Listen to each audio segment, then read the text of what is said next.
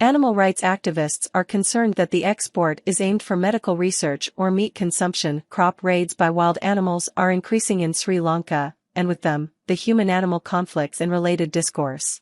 But a fresh debate on wildlife exploitation has arisen in the country following a recent request from a Chinese company asking for 100,000 tokmakoks. Crop damage by wild animals has posed a serious problem to many people, especially farming communities, and a report last year estimated an overall loss of $93.6 million during the first half of 2022. The tokmakok tops this list of pests, with coconuts being the most affected crop. As Sri Lanka looks for solutions to the problem, a statement by Agriculture Minister Mahinda Amarwera about a Chinese company's wishes to import 100,000 macaques has resulted in a huge outcry from animal rights activists and environmentalists. The minister says the animals will be exported for some Chinese zoos. However, there are only a few zoos there with the ability to accommodate this many numbers of monkeys.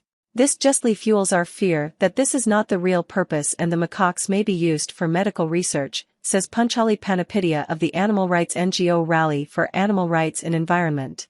Panapidia is also concerned that the Sri Lankan monkeys may be exported for consumption of their meat. As the controversy grew, the Chinese Embassy of Sri Lanka issued a statement denying any involvement of the government of the People's Republic of China in any monkey imports from Sri Lanka.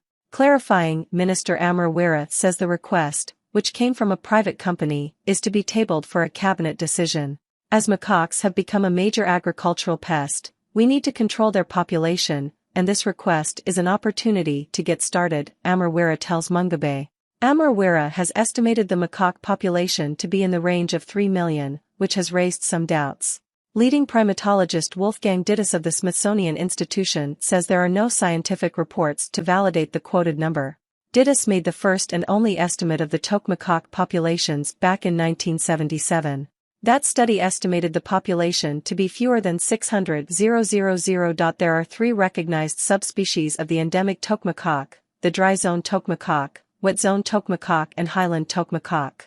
The 1977 survey estimated there were 439,000 macaques in the dry zone, 150,000 in the lowland wet zone and 1,500 individuals of the montane subspecies. Since then, the natural habitats of macaques in all 3 zones have seen a substantial reduction of about 50 to 70%, suggesting a proportional decline of macaque populations in their natural habitats, says Dittus.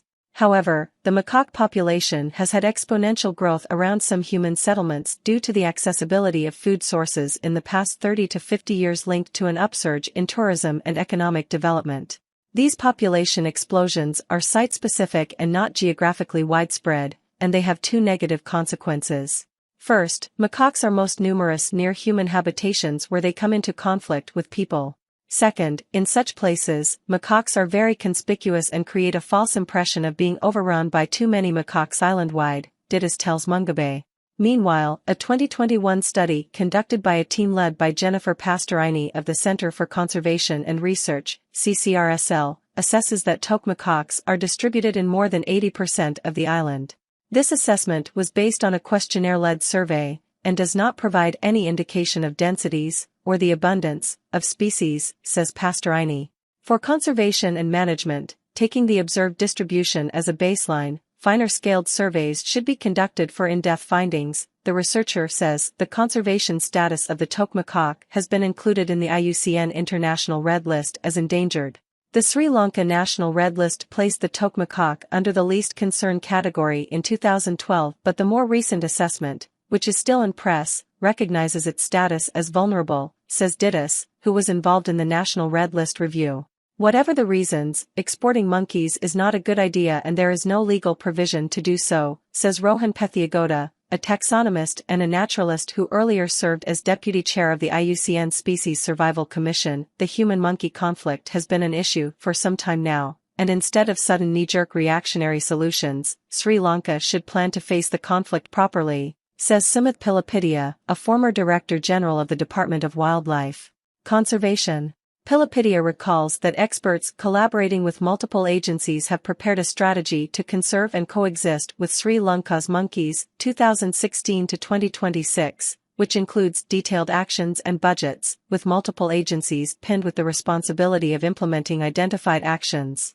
Had this happened earlier, the problem could have been lesser today. Pilapidia tells Mungabe, the real strategy for dealing with human-monkey conflict lies in finding mechanisms to reduce conflict between humans and primates.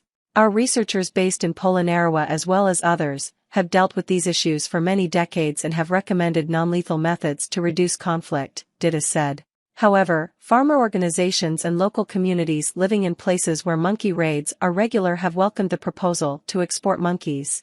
We do not care which country the monkeys are exported to as they destroy our crops and raid our properties regularly, making life extremely difficult, says Pandakabeya Rajakaruna, head of the Pajajana Farmers Association. He counters the views expressed by environmentalists as being far-fetched and not grounded in reality, especially because they don't have to live in monkey-infested areas and do not have to experience daily property damage and crop raiding. It is easy to romanticize from far, but those affected by these monkey populations only know the difficulties, he says. Whether the monkey exporting happens or not, the special committee set by the Agriculture Ministry has identified the need to control the tokmakak population.